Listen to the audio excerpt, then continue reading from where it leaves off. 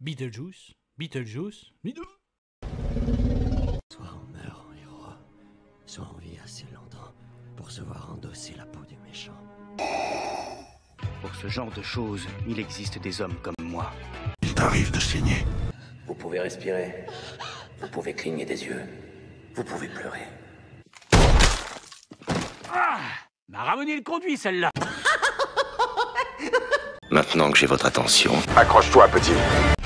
Salut à tous, c'est Fab et Desgarmat sur ma chaîne et aujourd'hui on va parler de cinéma, de franchise, on peut appeler ça, oui une franchise, hein, même si avec un film, bah maintenant il y en a deux parce qu'en 2024 on a bien Beetlejuice. Du coup la vidéo sera faite en plusieurs parties, je vais aller directement à qu'est-ce que j'ai aimé ou moins aimé sans spoiler parce que l'histoire en gros, plutôt on est dans l'univers inventé par Tim Burton. Donc en gros, on continue dans cet univers à faire un lien aussi avec le premier volet. Et du coup, voilà, j'ai envie d'y aller tout de suite. Donc là, j'enlève l'affiche. Go!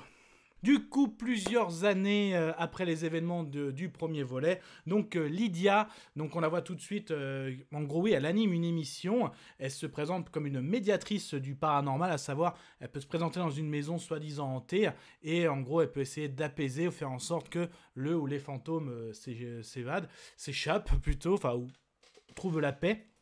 On s'est compris. Elle a un copain, et donc elle s'apprête même à se marier avec. Et en gros, son copain, c'est un peu le manager voilà, de l'émission. Et en fait, elle apprend aussi une terrible nouvelle, c'est que justement, il y a un décès dans la famille. Et forcément, ils vont se rendre à l'enterrement. Un enterrement un peu en folie parce qu'elle se fait carrément, son copain, comme j'ai cité, la demande en mariage. Donc là, elle a sa fille, Astrid, jouée par Jenna Ortega. Et en gros, elle qui complètement n'adhère pas du tout à ce délire. Elle préfère s'en aller, même pendant l'enterrement qui se passe à la maison familiale, et elle rencontre Jérémy.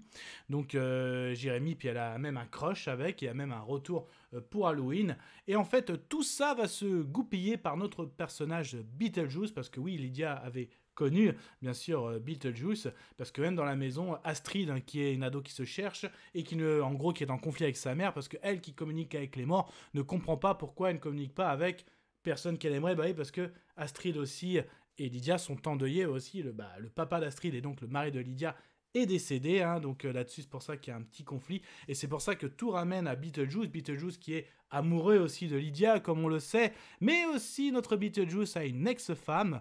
Oui, avant Lydia, qui est jouée par Monica Bellucci, donc Dolores qui est revenue aussi et qui veut se venger de Beetlejuice. Et en fait, toutes ces petites histoires, à la fois nous fait découvrir ou redécouvrir cet univers de Beetlejuice pour amener justement à cette histoire.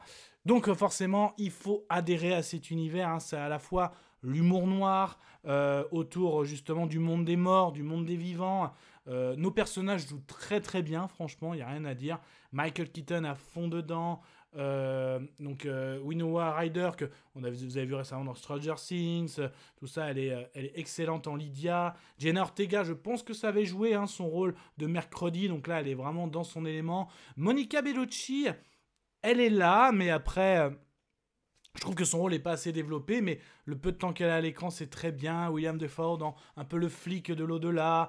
Arthur Conti, voilà, j'ai oublié son nom, dans le rôle de Jérémy. Non, les rôles sont là. Après, voilà, c'est peut-être un univers. Il faut adhérer à cet univers aussi, cet humour noir. Après, l'histoire aussi, vraiment, vous avez vu le temps que je mets à raconter tout ça. C'est un film qui dure à peu près 1h45. Voilà, c'est vraiment le clou où tout le monde se réunit, ça se passe vraiment dans la dernière demi-heure. Voilà aussi.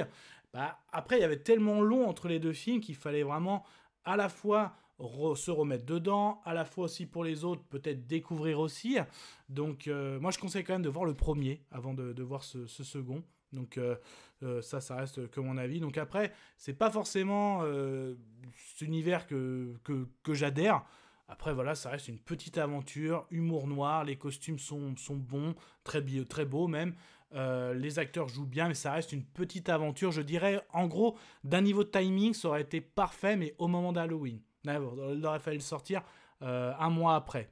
Ça, mais donc pour moi, c'est le bon film à regarder à Halloween. Le bon film à voir en famille, à regarder à Halloween. Voilà.